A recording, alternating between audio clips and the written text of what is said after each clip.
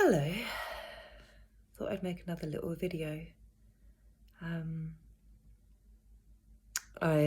don't know how much good they're doing, but I find it quite therapeutic.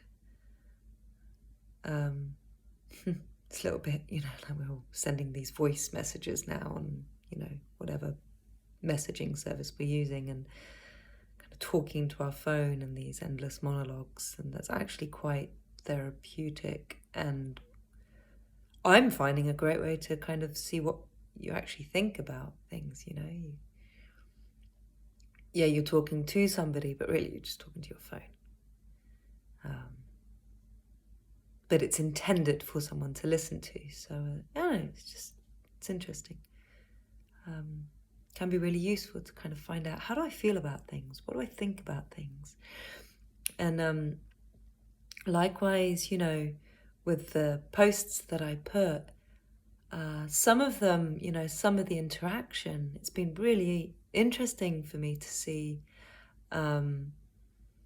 what reaction people are having to which particular posts, and some are completely ignored. I put one with an actual medical paper, amongst people asking for, let's talk about science, and where's the proof, and where are the facts, and all right, here's a medical paper. I'm not even going to say what it's talking about because this video will just get taken down, but anybody's seen my posts, all you have to do is go on Facebook and scroll down. You see the medical paper. It's the one with nothing written underneath it. It's the one with no comments, other than maybe mine. I don't know. I can't remember. Why is no one commenting on that? That's science, it's in Journal of Science. Why is everyone so silent on that? It's really disturbing that people are so silent. It's really disturbing and disappointing and worrying and, quite frankly, scary. And then there's others. I'm sure if I put kittens up there, my goodness, that would get 1 million different posts, comments, and all of that.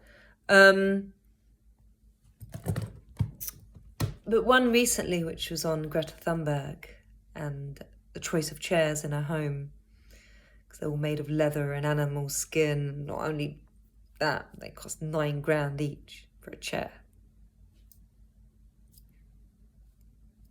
What?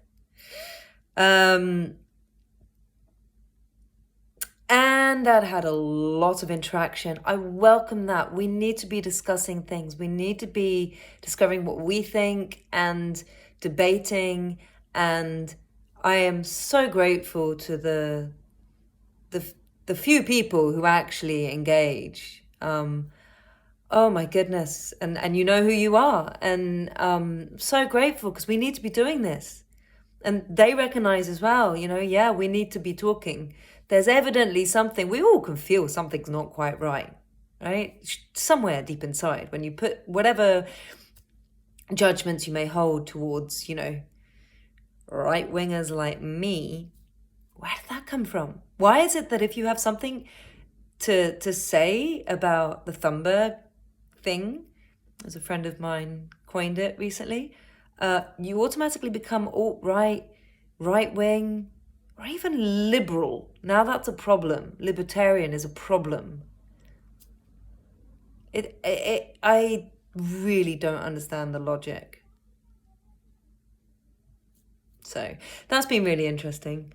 And I was talking to a friend recently about that. And this is a friend who's not on Facebook. And he had a brilliant way of describing, as he calls it, the Greta Thunberg thing. So I transcribed it and thought I'd read it out. A really wonderful way of summing things up. Now, of course, there's going to be people reacting and going, oh, you're so this and you're so that. And that just seems to be part of the course. And it's right that we do that. It's right that we voice these things inside. But as we're voicing them, pay attention. I think we all need to be paying attention to, where did that thought come from? Why is it that I, as a human being, am thinking and then saying, that somebody's right wing if they criticize Greta Thunberg, because Bolsonaro, Trump also criticize her.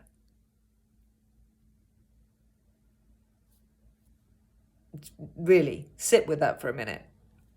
I mean, I just don't see the logic in that. What's that got to do with anything to do with left or right?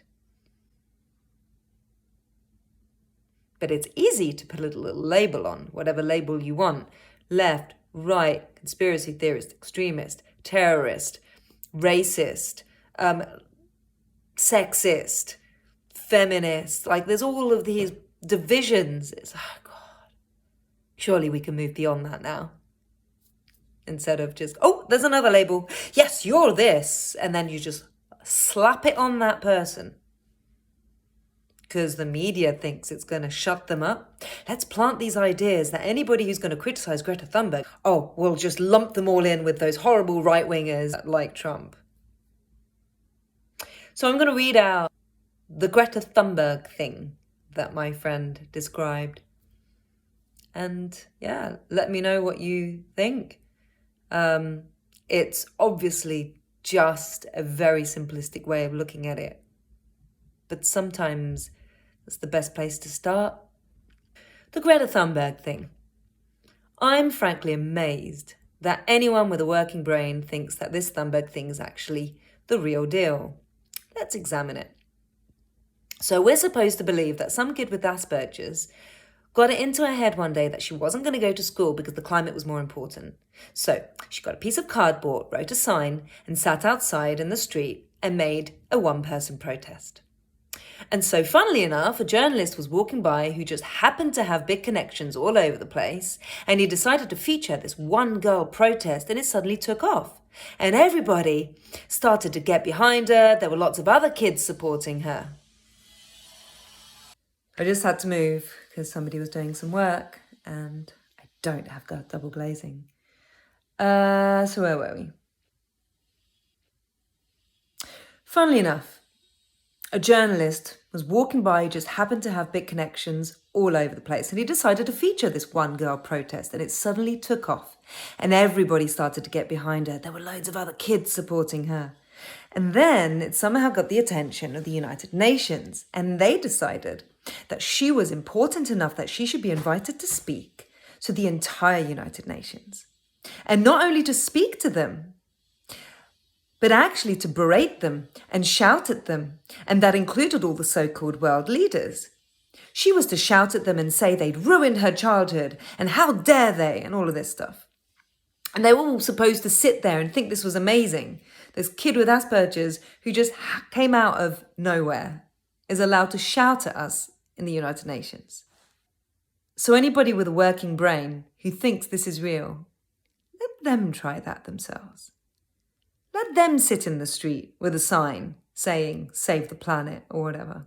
Let's see if they get invited to sit at the United Nations and shout at all the presidents and so-called world leaders. Let's see if that happens. I mean, we've got to ask ourselves, what is it that gets in the news and why? We all know that it's like, oh, you know, something happens, and then that is all over the news for however long, and then poof, it disappears. No one's talking about Afghanistan. Poof, what's happening in Afghanistan? Does anybody know? Does anybody still care? What's happening in Armenia, Azerbaijan, like all of these places? Like, poof, it goes into the news, and then, oh, let's not talk about it anymore. It served its purpose. It goes on to say, so why are people reacting so badly to anyone casting doubt on the Thunberg thing? I guess because it destroys the illusion of this grassroots movement. It's the same as the Extinction Rebellion lot.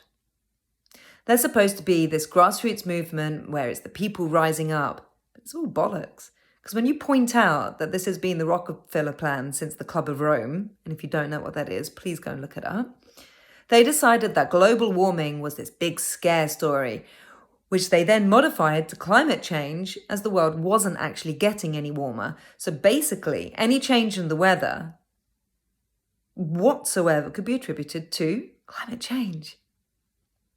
And when you point this out to people, their fuses start to blow and they have a meltdown. Now, if you've taken offense at this, I am really sorry. That is not my intention. But it's a really interesting point that I think we should all be reflecting on. I am, for sure. I'm like, wow, this Greta Thunberg, I have, for criticizing her at all, it's as if she's a god. And nobody knows anything about her. You know, it's like, well, who the hell is she? Yeah, she's got Asperger's. Yes, she's Swedish. Who is she? So why is it that people are paying more attention to some kid in the media than their friends or their loved ones? Why? Since when did the BBC, did Sky News, did all of these media agencies, since when did they become somebody who cares about you? So people can criticize me, and that's fine. I mean, it's hurtful, and, you know, I'd rather that didn't happen, but that's okay. I've got thick skin. I can deal with it. I understand it. It's unfortunate. It really is. And I'm blessed with great friends in general. But to see some people turn around and attack, it's like, whoa, what is it that I said that made your fuse start to blow and have a meltdown? Now, anybody who knows about trauma, anybody who knows anything about trauma knows that when we have an exaggerated emotional response to something in the present, so take relationships, that's the easiest way to explore trauma, you know, and that's, you know, the whole point of relationships really, is so that we can, the trauma is going to come up, and then we can recognize it and not just offload it onto our partner, but recognize it and take responsibility for those emotions and actually thank our partner for giving us this opportunity to heal some of our childhood traumas, buried traumas from the past, from previous relationships, from all sorts of things. So when there's a heightened emotional response to something, you should always have these alarm bells that go, whoa, whoa, whoa, whoa, whoa. What's happening right now cannot be the sole reason for me having this meltdown, this blow up. But it's really hard to look at trauma. It's scary. It's also humbling.